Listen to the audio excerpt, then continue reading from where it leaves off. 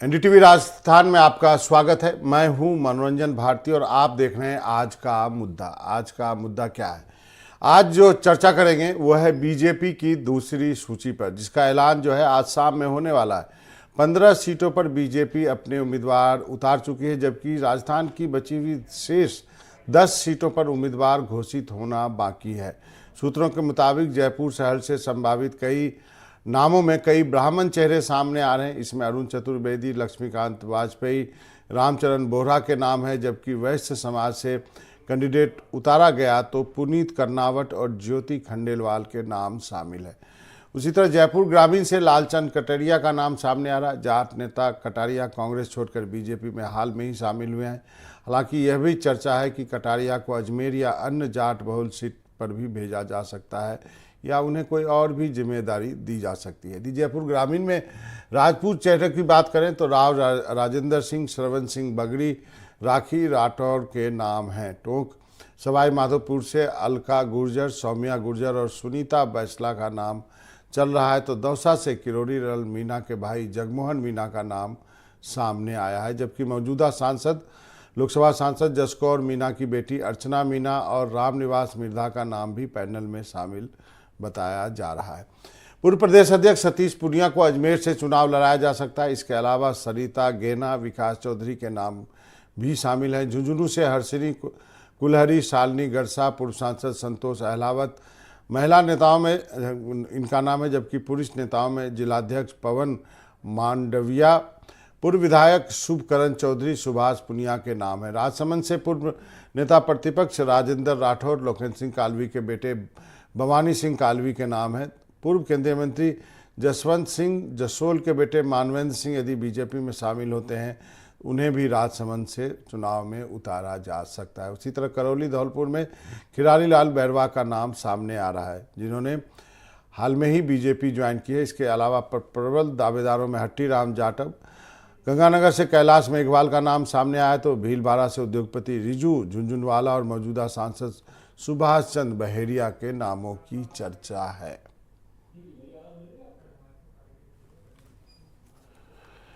हमारे साथ अब मेहमान जुड़ गए हैं इस पूरे मामले पर। जी, रमेश ठाकुर हैं, senior journalist, Virma Ram political analyst हैं, वीरेंद्र शेखावत हमारे साथ जुड़ गए हैं, रवि संजन शुक्ला दिल्ली से जुड़े हैं जहां पे मीटिंग है, और साथ में नीरज स्टूडियो में। सबसे पहले जयपुर चलते हैं। बताइए वीरेंद्र, किन किन नामों की चर्चा आप सुन रहे हैं, जिन नामों का नाम मैंने लिया है?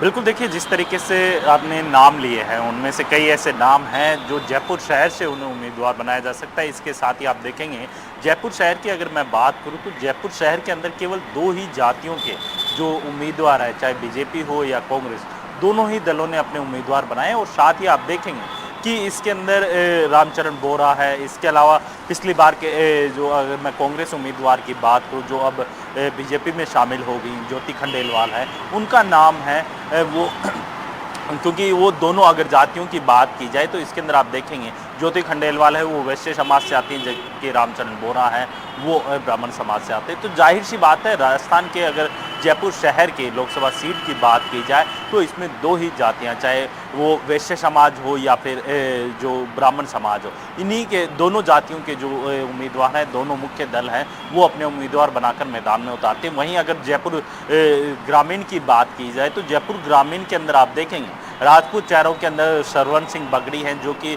बीजेपी पार्टी उपाध्यक्ष भी है। इसके अलावा जो राखी राठौड़ हैं उनका भी नाम सबसे आगे चल रहा है।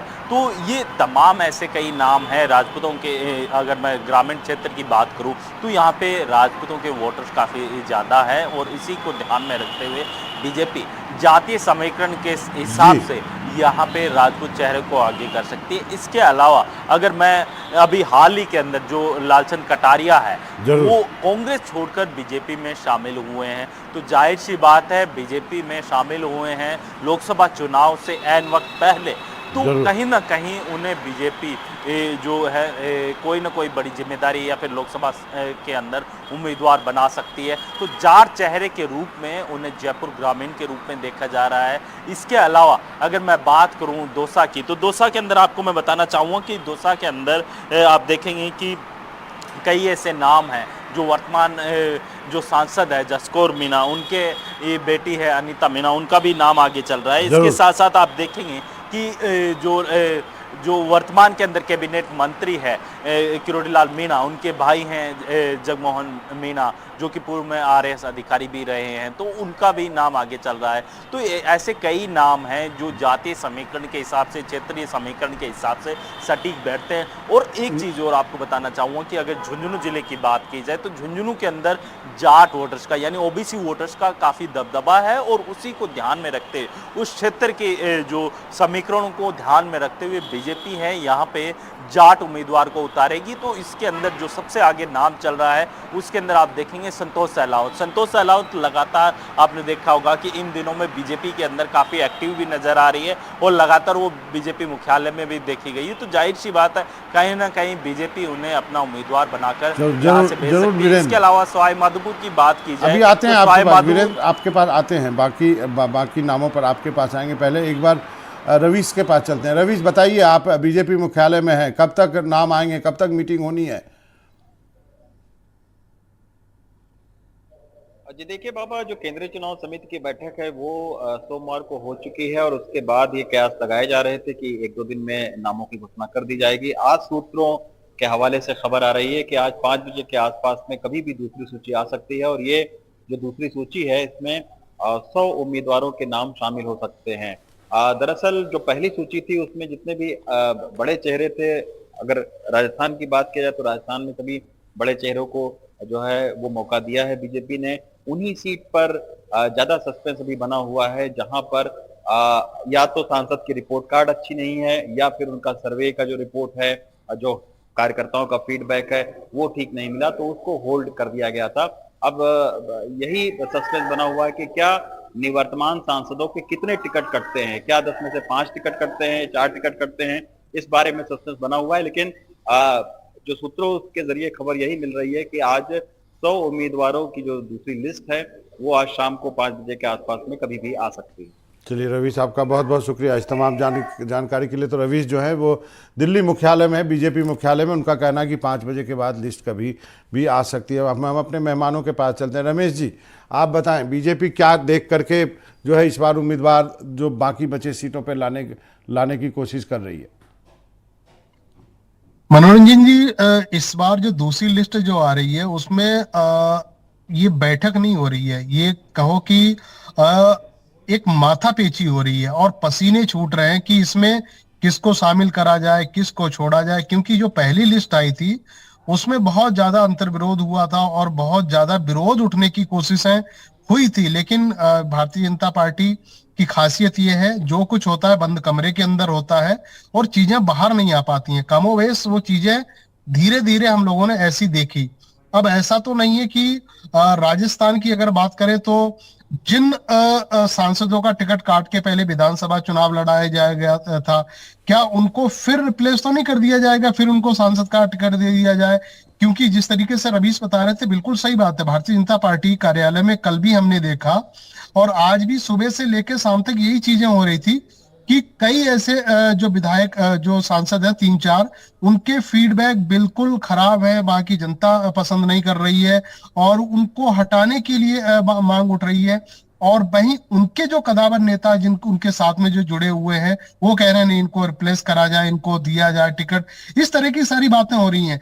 ये ऐसे ही अगर कांग्रेस की अगर आप बात करें तो कांग्रेस की जो लिस्ट होगी वो देखने वाली होगी, क्योंकि जिस तरीके से राहुल गांधी जी ने कहा है कि जो पूरे भारत में जनगणना की, जाति जनगणना की जब बात की जा रही है, उनकी चाहे लिस्ट पहली आ जाए चाहे दूसरी आ जाए वो उसी के इर्द गिर्द रहेगी। जातीय जनगणना का पूरा ख्याल रखा जाएगा। वहां पे गुर्जर कितने हैं, वहां पे राजपूत कितने हैं, वहां पे दूसरी जातियां कितनी हैं और किसका कितना प्रतिनिधित्व है, उसको हिसाब से ही देख के उनको टिकट दिया जाएगा। क्योंकि राजस्थान बहुत इंपॉर्टेंट है कांग्रेस के लिए। जिस तरीके से पिछला जनाधार अगर 2019 का देखो तो जरूर। 34% के आसपास रह गया था। उसके उलट आप देखिएगा भारतीय जनता पार्टी 59-60% उनकी प्रतिशत उनका वोटिंग रह गया था। तो इसको नापने के लिए, इसको बराबर करने के लिए या ऊपर नीचे करने के लिए उस पे बहुत ज्यादा मंथन हो रहा है, क्योंकि सर्वे हुआ इनका इंटरनली बताया जाता है कि जो सर्वे हुआ है कई सीटें हैं, जैसे सवाई माधोपुर हो जाए, अजमेर हो जाए, जयपुर हो जाए, जो बड़ी बड़ी सीटें हैं वहां पे इन्होंने सर्वे करवाया है और सर्वे में किनको जिताना है और किनको खड़ा करना है उस पे जरूर। मंथन हुआ है। मुझे लग रहा जो लिस्ट आएगी उनमें वो नाम दिखाई देंगे। जी। विरमा जी, आप क्या कहेंगे? काफी माथापच्ची होती है किसी को भी टिकट देने के पहले, ढेर सारे सर्वे, यहाँ नेता घूमते रहते हैं, एक दूसरे को पैरवी करते रहते हैं, ये सारे पुल्स एंड प्रेशर तो होते ही हैं। जी जी मनोरंजन जी, जो 10 सीटें बची हुई है बीजेपी की बात करें तो 5 सीटों को पार्टी कहीं ना कहीं चुनौतीपूर्ण मान रही है और 5 सीटें हैं जहां उनको एडजस्ट करना है। एडजस्ट में आप जानते हैं जयपुर ग्रामीण है जहां से राज्यवर्धन सरकार में मंत्री हैं, राजस्थान सरकार में, और अजमेर सीट है जहां भागीरथ चौधरी बुरी तरह से हारे किशनगढ़ से, और एक जो राजसमंद है दिया कुमारी, वो भी उप मुख्यमंत्री है। और इसके अलावा 2 सीटें हैं जो आसान है, जयपुर और भीलवाड़ा। भीलवाड़ा में 71% वोट मिले थे और जयपुर शहर में भी करीब 65% वोट मिले थे। तो कहीं ना कहीं यहाँ इनके लिए ज्यादा चुनौती नहीं है और ये कहीं ना कहीं इनको एडजस्ट करना है कि किसको एडजस्ट करें। और जो आपके संवाददाता थे उन्होंने विस्तार से सारी चीजें बताई कि जो नाम चल रहे हैं, और 5 जो सीटें हैं जिनको पार्टी चुनौतीपूर्ण मान रही है। आप देखते हैं गंगानगर में उपचुनाव में क्या स्थिति रही और विधानसभा चुनाव में भी पार्टी सिर्फ 2 सीटें जीत पाई बीजेपी, जबकि कांग्रेस 5 जीती, एक पर निर्दलीय जीता गंगानगर लोकसभा की बात करें तो। इसी तरह झुंझुनू है, झुंझुनू में भी स्थिति 6 सीटें कांग्रेस जीती है और विजेंद्र ओला मजबूत कैंडिडेट है। इसी तरह करौली, धौलपुर, दौसा और टोंक सवाई माधोपुर, अकेली 3 सीटें थी जहां पिछले जो 2019 का लोकसभा चुनाव था जहां कांग्रेस ने 40% का आंकड़ा पार किया था। इन 3 सीटों के अलावा कांग्रेस पार्टी को कहीं भी 40% से ऊपर वोट नहीं मिला था। तो जो ये 10 सीटें हैं मनोरंजन जी बची हुई है, 5 में कहीं ना कहीं चेहरे एडजस्ट करने की कोशिश में है भारतीय जनता पार्टी, जबकि 5 में उनके सामने चुनौती है, वो कहीं ना कहीं विनिंग कैंडिडेट्स को ढूंढ रही है, मेरा जहां तक मानना है। और जो मैं कांग्रेस की यदि थोड़ा समय और लूंगा, कांग्रेस की बात करें तो 15 जो सीटें बची हुई है, 15 में से कांग्रेस पार्टी कहीं ना कहीं 8 सीटों पे उनको लग रहा है कि हम चुनाव जीत सकते हैं। गंगानगर की सीट हो गई, सीकर की हो गई, करौली की मैंने बात की, दौसा की बात की, नागौर की बात है, बाड़मेर है, बांसवाड़ा है, कोटा है। तो साहब इसमें यह है कि एक तो कैंडिडेट के साथ जो उनके गठबंधन की बात है, जो बीजेपी के साथ गठबंधन की कहीं ना कहीं बात चल रही बांसवाड़ा सीट को लेकर के, और कम्युनिस्ट पार्टी के साथ हो सकता है सीकर में अब नई बात चली कि सीकर में हो जाए या कहीं और सीट, और एक आरएलपी जो हनुमान बेनीवाल की पार्टी है। तो एक गठबंधन का पेच भी कांग्रेस पार्टी के लिए फंसा हुआ है। और जो बाकी के 7 सीटें हैं जो कांग्रेस पार्टी के लिहाज से, 8 में वो अपने आप को चुनौती में मान रहे हैं, उनको लगता है कि हम जीत सकते हैं, और 7 में वो कैंडिडेट ढूंढ रहे हैं कि कहीं ना कहीं किसी तरह चुनाव लड़ा जाए, ये मेरा मानना है। जरूर। नीरज, आप क्या कहेंगे? बहुत अच्छे से समझाया दोनों हमारे जो दोनों मेहमान हैं, विरमा जी और रमेश जी ने। आप क्या ऐड करना चाहेंगे? बीजेपी जब आज मीटिंग में बैठेगी, प्रधानमंत्री और सब होंगे, किस चीज़ पर वो कैंडिडेट चुनेंगे? वो देखिए 15 सीट तो बीजेपी घोषित कर चुकी है, शेष बची 10 सीटें। इसमें भी ऐसी कैंडिडेट जो है बीजेपी लाने की कोशिश कर रही है जो बदलाव जो है वो दिखा सकें बीजेपी में, क्योंकि पिछली बार जो जिन चेहरों का विरोध था या जिनकी रिपोर्ट बीजेपी के सर्वे में ठीक नहीं आई, तो वहां पर बदलाव करना अब जरूरी हो गया पार्टी के लिए, क्योंकि कांग्रेस से इस बार मुकाबला भी कांटे का माना जा रहा है बीजेपी के लिए कुछ 5-6 सीटों के ऊपर। खासतौर पर पूर्वी राजस्थान की सीटें हैं। दौसा में जसकौर मीणा जो है उनका माना जा रहा है अब की बार टिकट काटा जाएगा, और यहाँ पर जो है किरोड़ीलाल मीणा ने अपने भाई जो है जगमोहन मीणा का नाम प्रस्तावित किया है, जो कि आरएएस अधिकारी भी रहे, और इसके साथ ही खुद जसकौर मीणा ने अपनी बेटी का नाम भी जो है अनीता मीणा का आगे रखा है।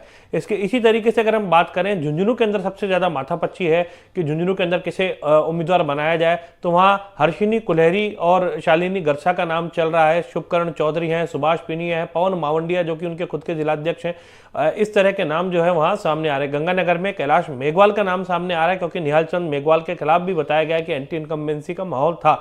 बीजेपी की जो सूची है उसके अंदर बहुत सारे जगह पर बदलाव देखने को मिल सकता है। कई ऐसे नेता भी हैं जो कांग्रेस छोड़कर के बीजेपी में आए हैं, जैसे कि अगर हम बात करें भीलवाड़ा सीट पर रिजू झुंझुनवाला, जो कि पूर्व कैबिनेट राज्य की मंत्री रही बीना काक के दामाद भी हैं और भीलवाड़ा के मशहूर बिजनेसमैन हैं, और पिछली बार इन्होंने 2019 में अजमेर से चुनाव भी लड़ा था लेकिन चुनाव नहीं जीत सके। तो रिजू झुंझुनवाला अब की बार 1 साल पहले ही बीजेपी के अंदर शामिल हुए थे। बताया जा रहा है कि भीलवाड़ा से उन्हें टिकट दिया जा सकता है। इसके साथ ही मौजूदा जो सांसद हैं सुभाष चंद्र बहेड़िया, उनका तो नाम चल ही रहा है लिस्ट के अंदर, तो मंथन जो है उनके ऊपर किया गया।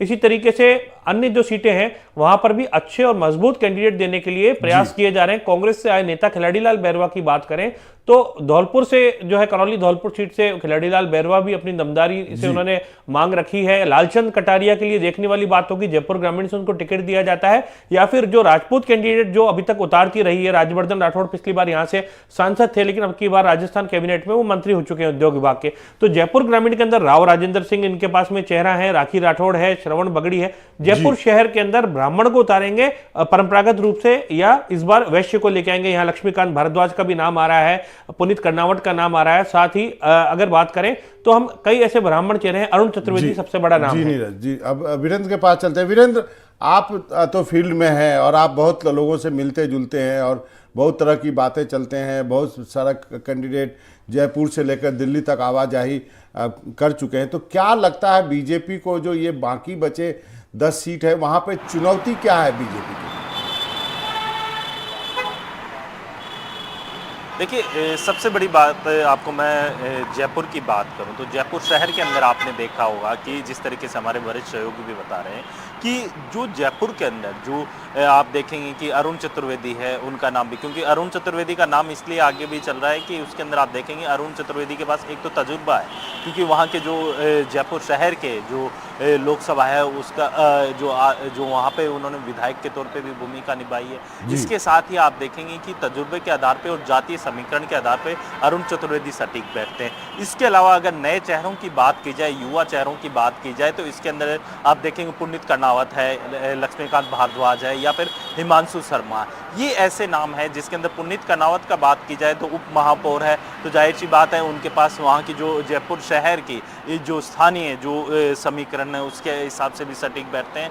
और इसके अलावा अगर बात की जाए ब्राह्मण चेहरे के तौर पे लक्ष्मीकांत भारद्वाज है या फिर जो हिमांशु शर्मा है, दोनों युवा चेहरे हैं और दोनों के पास अगर बात की जाए तो उनके जो छवि है वो संगठन के अंदर साफ है। तो जाहिर सी बात है पार्टी जिस तरीके से आपने देखा होगा कि लगातार पार्टी की जो शीर्ष नेता है वो दावे भी करते हैं कि हम युवा चेहरों को आगे करेंगे, तो इसके अंदर 2 युवा चेहरों का नाम आ सकता है। वहीं अगर ग्रामीण की बात की जाए तो इसके अंदर श्रवण सिंह बगड़ी है, जाति। जी वीरेंद्र, देखते हैं मतलब एक किस ढंग से बैलेंस करती है। रमेश जी और विरमा जी, आप दोनों से मेरा एक ही सवाल है, क्या आपको लगता है कि राजस्थान इस बार लोकसभा चुनाव में कुछ सरप्राइज दे सकता है? क्या इस बार भी हैट्रिक होगी बीजेपी की, या इस बार जो है भले ही कांग्रेस की तरफ से कोई बड़ा नाम नहीं दिखा हो लेकिन लाइनअप तो ठीक ठाक, लोग कहते हैं कि ठीक ठाक लाइनअप है कांग्रेस का भी। आप दोनों से, रमेश जी पहले आप। मनोरंजन जी, मुझे लग रहा है कि कांग्रेस के पास इस बार खोने के लिए कुछ नहीं है। उनके लिए ये चुनाव भी मुझे लग रहा है कि बंद गली का आखिरी मकान साबित होने वाला है। अब विधानसभा भी भारतीय जनता पार्टी जीती हुई है, पिछला लोकसभा भी जीती हुई है, और लोकसभा जो पिछला 2019 है उसमें आप जीत हार का अंतर आप देखिएगा। कोई भी, चाहे ओम बिरला से लेके चाहे दिया कुमारी हो, कितने उनकी सब सीटों पे देखो 2-2 लाख से भी ऊपर आपका दिखाई देता है। फिर उसको यथावत रखना, उन सारी सीटों पे फिर जीत हासिल करना, ये भारतीय जनता पार्टी के लिए मुझे लग रहा बहुत ज्यादा चुनौती रहेगी। और यहीं पे कांग्रेस भी इस बार फूक के कमर कदम रख रही है। वो अपने कई, पहले ये खबर आ रही थी कि चाहे सचिन को लेके या कई ऐसे नेता है वो चुनाव लड़ना नहीं चाहते हैं, लेकिन अंततोगत्वा क्या हुआ, उनके साथ में एक अच्छी ट्यूनिंग बनी है शीर्ष नेतृत्व दिल्ली की, तो उनको चुनाव लड़ाने की राजी भी किया गया। ये मैसेज मुझे लग रहा गलत गया है जनता में भी और नेताओं में भी, और सामने काउंटर करने वाली पार्टी के लिए गलत मैसेज गया कि ये चुनाव से भाग रहे हैं, ये चुनाव हार रहे हैं इसलिए भाग रहे हैं। हालांकि ये चीजें मैनेज हो गई हैं, और चुनाव इतना आसान भी नहीं है कि 2019 की तरह पूरा एक सपाट पिच है भारतीय जनता पार्टी के लिए और वो बहुत अच्छी तरीके से बैटिंग कर लेंगे। इस बार कांग्रेस भी जबरदस्त उनको मुकाबले में है, क्योंकि विधानसभा में बेशक भारतीय जनता पार्टी जीती हो, लेकिन कई सीटों पे ऐसे है जीत हार का अंतर बहुत कम रहा है। तो पकड़ कांग्रेस की भी पूरे प्रदेश में ठीक ठाक है, और वहीं बीजेपी अगर ये अपने आप को कतई नहीं मान के चल रही है कि इस बार का जो चुनाव 2019 की तरह हमारे लिए वॉक होने ओवर वाला नहीं है। है। जी, आपने सही कहा, वॉक ओवर मान के नहीं चल रही है। विरमा जी, आपको क्या लगता है कि एक टैग तो लेकिन कांग्रेस पे लग गया कि बड़े नेता जो है वो छिप के निकल गए, अच्छा होता, कई लोगों का मानना है बड़े नाम लड़ते तो अच्छा होता। चलिए, अब वो लड़ नहीं रहे हैं, लेकिन जैसा कि आप रमेश जी ने कहा कि सपाट पिच पर नहीं है, मतलब अब आईपीएल भी शुरू होने वाला अगले हफ्ते, तो पिच तो मुश्किल रहेगी, टर्न भी मिलेगा, बाउंसर भी मिलेगा, खेल में भी होता है, इलेक्शन में भी होता है। आपकी क्या एनालिसिस है इस बार दोनों के लाइनअप में? जी जी, उस सपाट पिच वाली बात है उससे मैं सहमत इसीलिए हूँ कि 2019 के चुनाव से पहले भी मुझे प्रदेश में घूमने का अवसर मिला और मीडिया के साथियों, विशेषज्ञों, आम जनता से, कांग्रेस कार्यकर्ताओं से, बीजेपी कार्यकर्ताओं से, संघ के लोगों से और भी तमाम संगठन के लोगों से रूबरू होने का अवसर मिला। और इस बार भी हम लोग, चूंकि राजनीति में रुचि है तो इस तरह का संपर्क रहता है। तो मनोरंजन जी, पिछली बार जो कांग्रेस का जो कार्यकर्ता था या जो कांग्रेस के शुभ चिंतक थे, उनका मनोबल बिल्कुल ही टूटा हुआ था। उन्होंने तय हार मान रखी थी कि हम चुनाव हार रहे हैं, और लगभग सभी सीटों पर ऐसा था। जो आज हम सबसे मजबूत सीटें बता रहे हैं, झुंझुनू, गंगानगर, चूरू, सीकर, बांसवाड़ा, इस तरह के, वहां पर भी कांग्रेस कार्यकर्ता पहले ही 2019 में हार मान चुके थे। लेकिन इस बार उलट है। इस बार उन लोगों को लगता है कि हम मजबूत टक्कर देंगे, समीकरण हमारे पक्ष में हो। लेकिन ये है कि देखो कांग्रेस किस तरह के कैंडिडेट्स उनका बैठता है, एन वक्त किस तरह के समीकरण उनके पक्ष में बैठते हैं, तो कहीं ना कहीं ये चुनाव इतना आसान नहीं है। और जो टेम्पो भारतीय जनता पार्टी को पिछले चुनाव में इस वक्त मिला था, वो टेम्पो कहीं ना कहीं इस बार राजस्थान में नहीं दिखाई दे रहा है। तो कांग्रेस के लिए काफी मतलब उम्मीदें हैं। लेकिन देखो कांग्रेस कितनी मजबूती से चुनाव लड़ती है, लीडरशिप एक होकर के कैसे लड़ती है, किस तरह से चुनाव मैनेज करते हैं, वो ये उनके लिए बड़ी बात होगी। उनको हमारे राजस्थान में, खासतौर पर वेस्टर्न राजस्थान में कहावत है कि चुनाव मंडना चाहिए, मतलब चुनाव मांडना चाहिए। तो चुनाव किस तरह से वो मांडते हैं, किस तरह से चुनाव जमाते हैं, ये कांग्रेस के ऊपर है, तभी वो चुनौती दे पाएगी। नहीं तो बीजेपी का कैडर निस्संदेह बहुत मजबूत है, लेकिन कांग्रेस इतनी खराब स्थिति में भी नहीं है। जरूर, आपने सही कहा। लास्ट वर्ड नीरज, नाम बीजेपी को तय करने, बीजेपी माथापच्ची कर भी रही है, लेकिन जो कहते हैं ना कि एक तीसरी बार का भी एक फैटीग हो जाता है, मतलब थोड़ा उदासीनता भी होती है, अरे जीतते तो आए ही हैं, जिस बार भी जीत जाएंगे। तो क्या आपको लगता है कि एक रिपोर्टर के लिहाज से इस बार इंटरेस्टिंग है राजस्थान का चुनाव? देखिए, राजस्थान का चुनाव तो रिपोर्टर के हिसाब से या पत्रकारिता के हिसाब से महत्वपूर्ण रहता ही है, क्योंकि अच्छे जो चेहरे हैं वो चुनाव यहाँ पर लड़ते हैं, मुकाबला रोचक रहता है, और हमेशा अनिश्चितता जो है वो राजस्थान के चुनाव में बनी रहती है कि किस करवट जो है मतदाता चला जाए। तो निश्चित रूप से एक बार कांग्रेस, एक बार बीजेपी का ट्रेंड रहता है, लेकिन लोकसभा चुनाव में पिछले 2 बार से हमने देखा लगातार बीजेपी का ही ट्रेंड चला आ रहा है और मोदी ही लहर जो है वो चली आ रही है। अब की बार में जहां बीजेपी ये चाहती है कि 25 की 25 सीट रिपीट की जाए और बड़े मार्जिन से उनको जीता जाए, तो कांग्रेस ने अपने चेहरे बदल दिए। अभी हमने पहली जो सूची देखी कांग्रेस पार्टी की, तो 10 सीटों पर उन्होंने अपने चेहरे बदल दिए, यानी कि नए चेहरे मार्केट के अंदर ले आए। और इस बार फिर बताया जा रहा है अगली सूची के अंदर फिर नए चेहरों को जगह दी जा सकती है, या अब हनुमान बेनीवाल के साथ में नागौर में गठबंधन की बात जो है वो भी सामने आ रही थी। हालांकि दक्षिण राजस्थान के अंदर वो संभव नहीं हो पाया, क्योंकि वहां राजकुमार रोत को बीएपी अपना प्रत्याशी बना चुकी है। तो कई चीजें हैं, देखने वाली बात ये होगी, कई सीटों पर त्रिकोणीय मुकाबला भी देखने को मिल सकता है। अगर आरएलपी ने खुद ने अपना उम्मीदवार उतार दिया नागौर में, तो एक तरफ ज्योति मिर्धा, दूसरी तरफ हनुमान बेनीवाल अगर हो जाएंगे सामने और कांग्रेस अपना उम्मीदवार खड़ा करेगी, तो ये रोचक मुकाबला हो सकता है। कई सीटों पर अच्छी चुनाव जो है वो देखने को मिल सकता है। रमेश जी और बिरमा जी, एक लास्ट कमेंट चाहूंगा आप दोनों से, क्या कांग्रेस को गठबंधन में भी जाना चाहिए? रमेश जी पहले आप। नहीं, कांग्रेस को गठबंधन में जाना चाहिए था, क्योंकि स्थितियां उनके कोल दिखाई दे रही थी।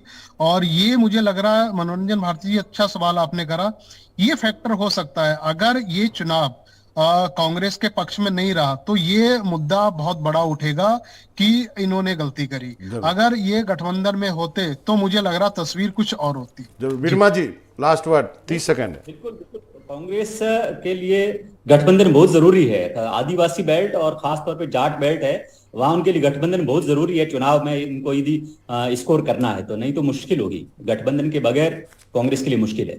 चलिए रमेश जी आपका, विरमा जी आपका, वीरेंद्र आपका और नीरज आपका, आप सभी का शुक्रिया। तो हम लगातार इस मुद्दे पर चर्चा करते रहेंगे। बीजेपी की जो है लिस्ट आने वाली है और जब लिस्ट एक बार आ जाएगी तो फिर हम हाजिर होंगे आज का मुद्दा, उसी मुद्दे को लेकर के। तो आज मनोरंजन भारती को इजाज़त दीजिए, लेकिन कहीं जाइएगा नहीं। एनडीटीवी राजस्थान पे खबरों का सिलसिला लगातार जारी है।